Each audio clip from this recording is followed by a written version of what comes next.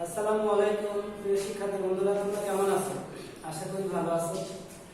এই করোনাকালীন সময় তোমরা ভালো থাকো, সুস্থ থাকো, সুন্দর থাকো এই কামনা করি। তোমরা এই সময়ে বারবার সাবান দিয়ে হাত ধোবে এবং মাস্ক ব্যবহার করবে। গণিত অনলাইন ক্লাসে তোমাদেরকে জানাই আন্তরিক অভিনন্দন। উপস্থাপনায় আমি মোহাম্মদ ইসরাফিল হোসেন, সহকারী শিক্ষক গণিত, Shimul memorial north south school and college, Rajshahi. পাঠ পরিচিতি শ্রেণী সপ্তম, বিষয় গণিত, অধ্যায় তৃতীয়, বিশেষ পাঠ পরিমাপ।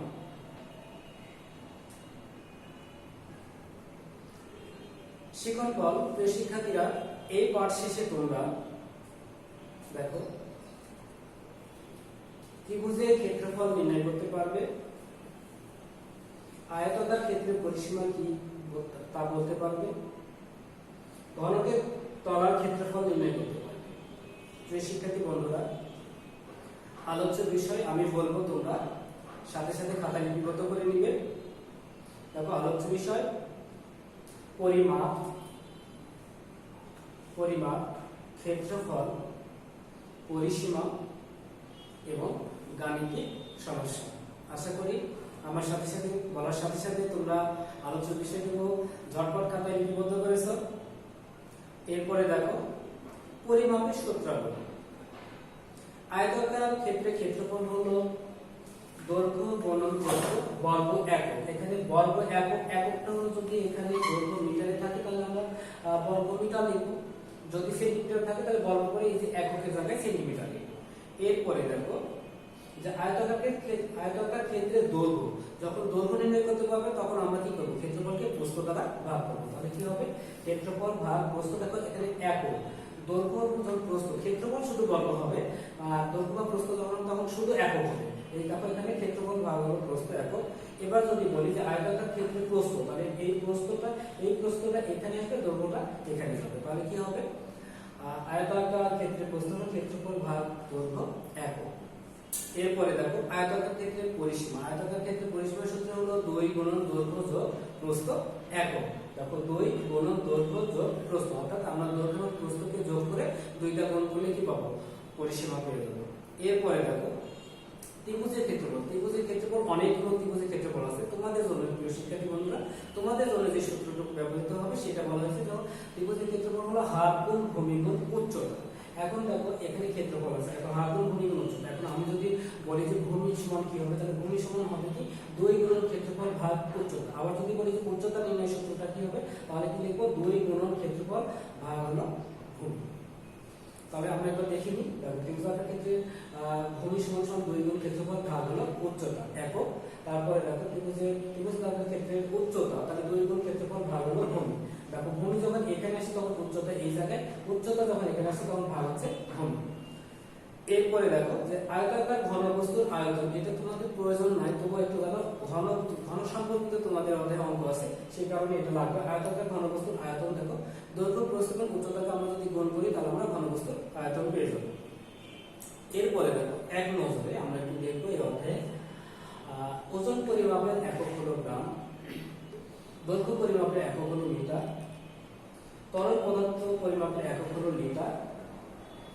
গ্রিক ভাষায় ডেকা অর্থ 10 গুণ, হেক্টো অর্থ 100 গুণ এবং কিলো অর্থ হলো 1000 গুণ। এটা হলো গ্রিক ভাষা। আর ল্যাটিন ভাষায় কি হচ্ছে, দেখো ল্যাটিন ভাষায় ডেসি অর্থ হলো দশমাংশ, সেন্টি অর্থ শতাংশ এবং মিলি অর্থ সহস্রাংশ। সহস্রাংশ মানে কি, হাজার।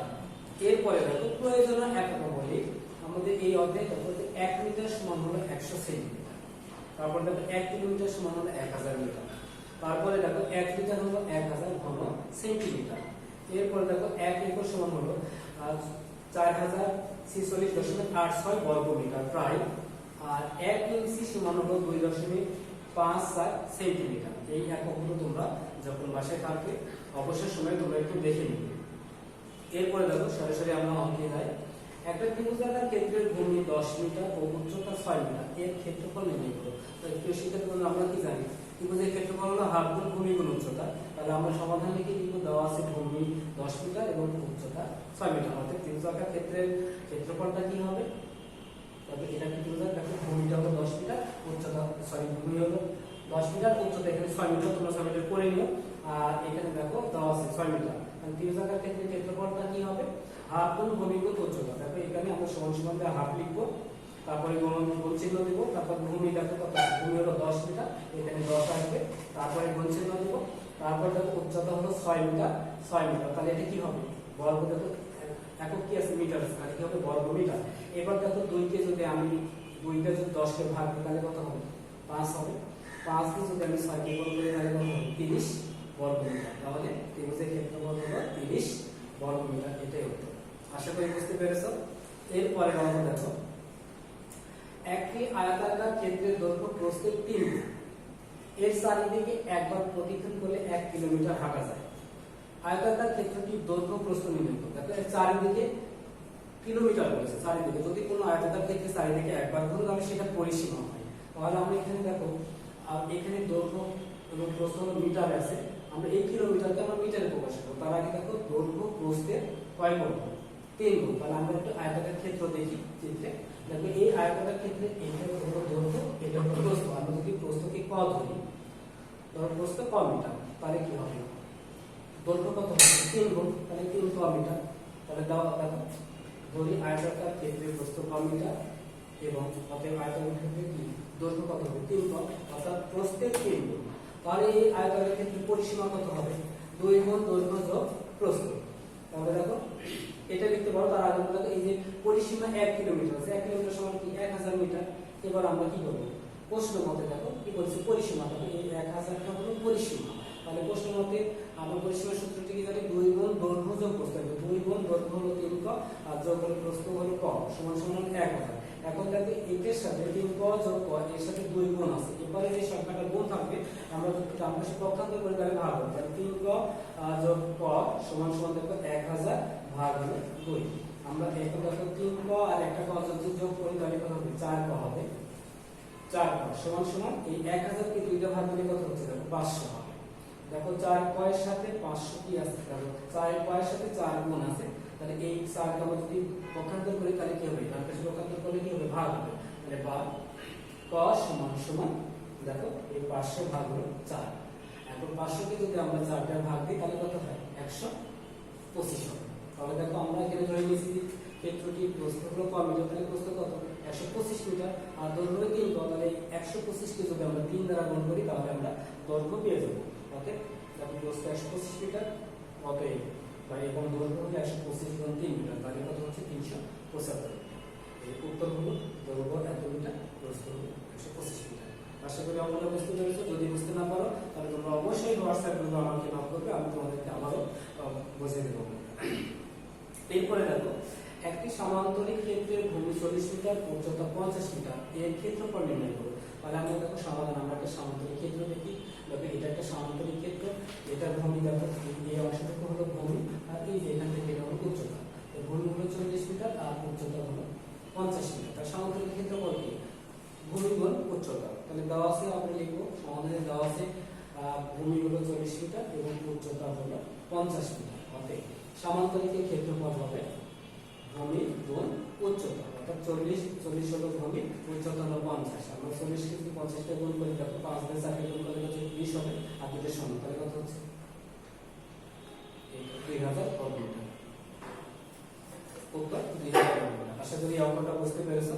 এরপরে দেখো আরেকটা অঙ্কে যায় যে একটি ঘনকের এক ধারে দৈর্ঘ্য 4 মিটার, ঘনকটি তলার ক্ষেত্রফল নির্ণয় করো। তাহলে সমাধান দেখো আমরা একটা ঘনক দেখি, এটা একটা ঘনক, এটা এই ঘনকে 6টা তল আছে। তাহলে এক ধারের দৈর্ঘ্য কত? 4 মিটার। তাহলে দেওয়া আছে দেখো, দেওয়া আছে ঘনকে এক ধারের দৈর্ঘ্য হলো 4 মিটার। আর ঘনকের ক্ষেত্রফল একটি তলের ক্ষেত্রফল কত হবে?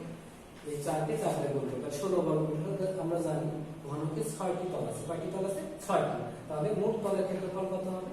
এই 16 কে আমরা যদি 6 দিয়ে গুণ করি তাহলে আমরা ঘনকটি তলের ক্ষেত্রফল পাবো। তাহলে ঘনকের তলগুলোর মোট ক্ষেত্রফল 16 গুণ 6, 16 কে 6 দিয়ে গুণ করলে 96 হয়, 96 বর্গ মিটার। আশা উত্তর 96 বর্গ মিটার। আশা করি এই অঙ্কটা তোমরা ভালোভাবে বুঝতে পেরেছো। এরপরে তোমাদের জন্য মূল্যায়ন প্রশ্নটা দেখো যে দৈর্ঘ্য পরিমাপের জন্য কয়টি পদ্ধতি প্রচলিত। আমরা একটু অপশনগুলো দেখে নিই, 2টি, 3টি, 4টি, 5টি। আমরা জানি দৈর্ঘ্য পরিমাপের জন্য 2টি পদ্ধতি আমাদের প্রচলিত। তাহলে আমরা যদি দেখো 2টি অপশন কি আছে, ক নম্বর অপশন। আমরা কত যদি আমরা ক্লিক করি, এরপরে দেখো ল্যাটিন ভাষায় ডেসি অর্থ কি। ল্যাটিন ভাষায় ডেসি অর্থ দেখো পঞ্চমাংশ একটা আছে, খ নম্বর দশমাংশ, গ নম্বর সহস্রাংশ, আর ঘ নম্বর হলো শতাংশ। ল্যাটিন ভাষায় ডেসি অর্থ হলো দশমাংশ। দেখো দশমাংশ আছে কত, খ নম্বর অপশন। আমরা যদি এটাকে ক্লিক করি, এরপরে দেখো যে ম্যাট্রিক পদ্ধতিতে দৈর্ঘ্য পরিমাপের এককটি কি বলা হয়।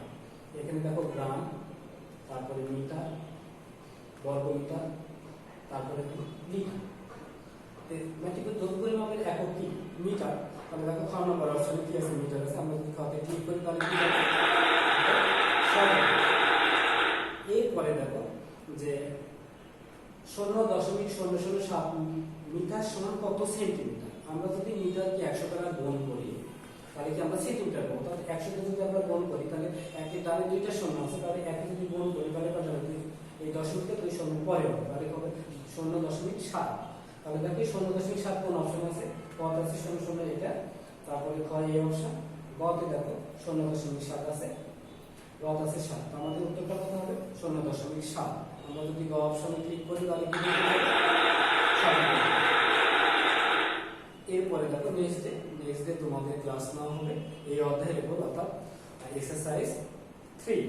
এই অধ্যায়ের উপর তোমাদের নেক্সট ডে ক্লাস। তোমরা এই অধ্যায়টা অবশ্যই বাসায় ভালোভাবে চর্চা করবে। এতক্ষণ ধরে তোমরা আমার সাথে ক্লাস করলে এর জন্য তোমাদেরকে জানাই অসংখ্য ধন্যবাদ। তোমরা ভালো থেকো, সুস্থ থাকো, এই কামনায়। আল্লাহ হাফেজ।